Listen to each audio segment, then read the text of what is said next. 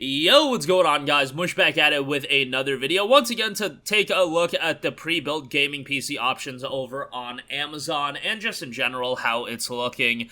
GPU prices are for sure coming down. You really got to be careful when it comes to pre-built PCs, because a lot of the pre-built PCs that you're going to see still kind of adjust for the inflated GPU prices, which the GPU prices are coming down. Like, a lot of the pre-built computers on Amazon, particularly, ain't nobody trying to spend $1,000, north of $1,000 on a PC with a 1660 in it. Nah, that's just not gonna fly anymore. You gotta have at least like a 3060 to get into that range. But nonetheless, the options are still pretty sparse. Hopefully in the coming months they're getting better and better. But we got a couple of decent options that I do want to go through. Gonna go up to about $1,300 at that point. Above that, I mean, you guys know you're getting a pretty good PC after you're spending, $2 grand. But nonetheless, I wanted to see if we could find a PC that was under like $650, $600 and would still be somewhat decent.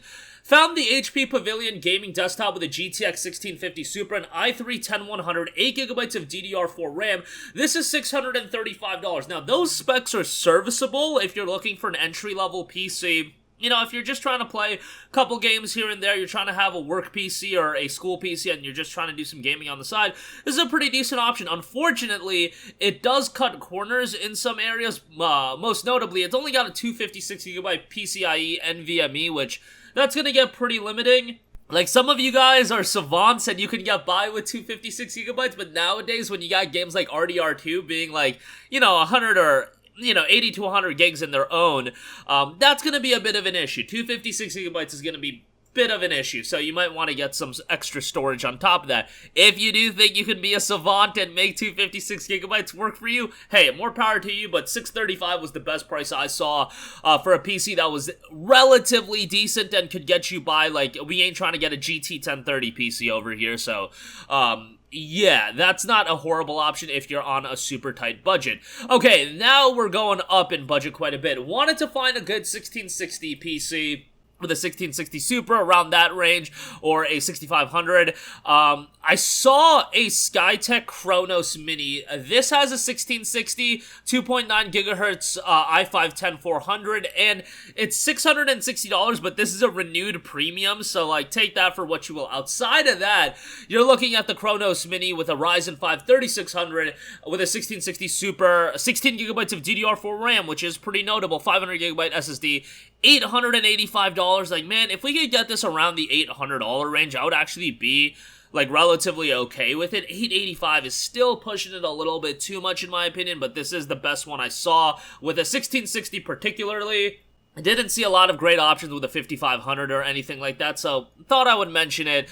Take that for what you will. Alright, next up, we have a really good option with a 6600 XT in my opinion. We have the Skytech Blaze 3.0 with an Intel i5-10400, an RX 6600 XT, a 1TB NVMe, and a 16GB DDR4 RAM configuration that's 3200 MHz, $1,050 for this one. Typically, apparently it goes for $1,300, so this is a little bit of a discount. The 6600 XT is a pretty darn good GPU, so to get that, i5-10400 is fine. 16 gigabytes of RAM at this price range, I would say, is pretty essential, so $1,050 for this. Given with this discount, I don't know how long this discount is lasting, but yeah, I do think that's fairly decent. We also do have the Centaurus Andromeda A4 gaming PC, a Ryzen 5 5600X in here, so pretty darn good there. 16 gigabytes of DDR4 RAM and RX 6600 XT here as well. 1TB SSD, $1,164 here as well. Very, very nice PC. Reviews on here are top tier, so this is a really good option as well. You're getting a Ryzen 5 5600X, which is, a very, very nice CPU, especially if you are looking to do video editing and things of that nature. That's going to come in clutch as well. $1,100, not that bad. $1,100, not that bad for this PC. 6600 XT can do quite a bit of work as well. Okay, now, if you want to stay the NVIDIA route, but want to stay in that price range, got a couple options for you. The Skytech Shadow 3.0, RTX 3060 with a Ryzen 5 3600, 1TB SSD, 16GB of DDR4 RAM, 600-watt gold power supply, $1,200 here. List price is $1,600, which is like absolutely vomit-inducing if you're paying $1,600 for a 3060 PC. $1,200 isn't even the best, you know, when you factor everything in, but it's okay enough, and a 3060 is a great GPU, a great mid-level GPU, that could do great work at 1080p, or even 1440p if you do wish to go that high.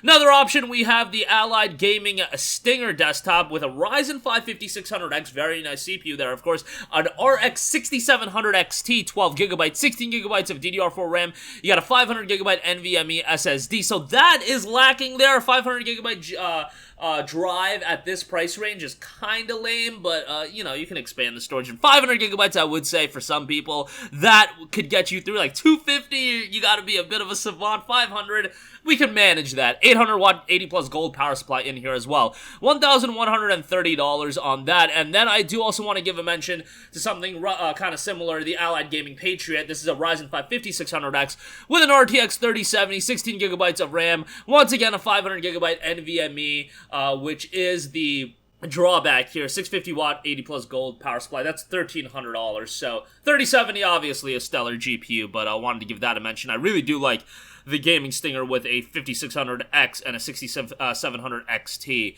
So that's a good option.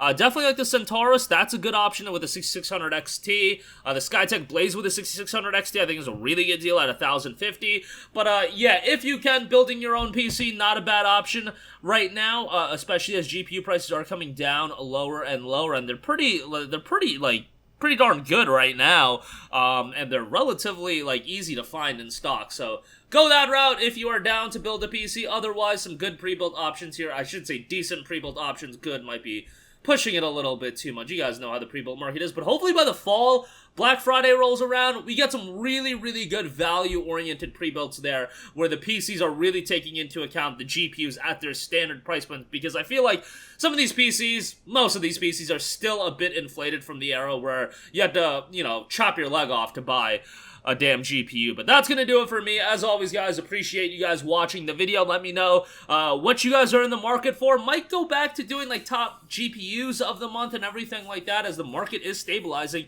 Hey, maybe we'll do some PC build guides. I'd like to first build a PC, build a few PCs with the market that we have currently. A couple of my buddies are looking for PCs anyway, so could be a good test thing for the channel, and they need PCs anyway, so might as well kill two birds with one stone. That's gonna do it for me. Let me know all your thoughts in the comment section down below. As always, thanks for watching, and I will catch you guys in the next one. Peace out. Hey, what's going on, guys? Mush here again. Hope you enjoyed the video. As you guys might know, YouTube's notification system is sometimes a little bit wonky, even if you're subscribed to the channel. Maybe you're not abundantly aware that I uploaded a video. To remedy that situation, make sure you hit the bell notification button. This way, whenever I upload a new video, and I try to upload as consistently as possible, you will be notified directly of the upload, and you can watch it as soon as it goes live. I would really appreciate if you guys hit that button so you can stay up to date with all of the content I'm posting. But as always, guys, thanks for watching, and I'll catch you guys in the next one. Peace out.